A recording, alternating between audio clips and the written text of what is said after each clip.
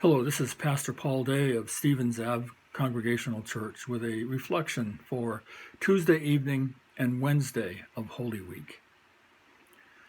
One of the things we've learned in these days of the pandemic is cutting away everything that's extraneous and focusing in on the things that are most important, the most important to us personally, the most important to our society.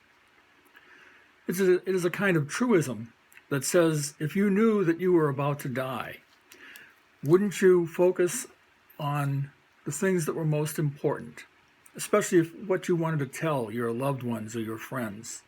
You'd want to tell them the things that are most important. In the days after Palm Sunday, Jesus spent his time primarily teaching. He taught publicly in the courts of the temple, particularly on Solomon's porch, as it was known, and he taught privately to his disciples on the Mount of Olives. Matthew records all of these teachings in chapters 21 through 25. The teaching in the public places often brought disputes. We read of one of them in chapter 22, verses 34 to 38.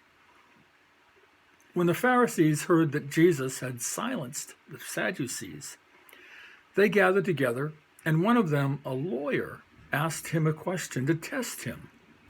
"Teacher, which commandment in the law is the greatest?" He said to him, "You shall love the Lord your God with all your heart and with all your soul and with all your mind. This is the greatest and first commandment." They were testing Jesus to see if he passed the test. What was the most important of all God's commandments? A softball question for Jesus. One he had answered before many times.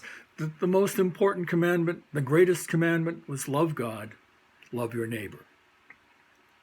Later, in the Olivet Discourse, as we call Matthew chapters 24 and 25, Jesus expanded on that teaching for his friends to put love into a practical term.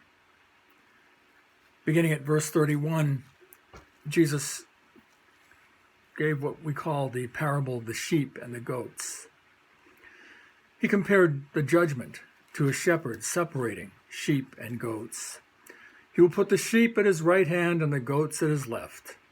Then the king will say to those at his right hand, "Come, you that are blessed by my Father. Inherit the kingdom prepared for you from the foundation of the world. For I was hungry, and you gave me food. I was thirsty, and you gave me something to drink. I was a stranger, and you welcomed me. I was naked, and you gave me clothing. I was sick, and you took care of me. I was in prison, and you visited me." Then the righteous will answer him, "Lord, when was it that we saw you hungry and gave you food, or thirsty and gave you something to drink? And when was it that we saw you a stranger and welcomed you, or naked and gave you clothing? And when was it that we saw you sick or in prison and visited you?"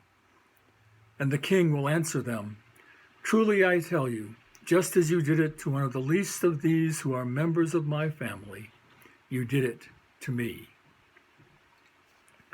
Love is not just a feeling, an emotion.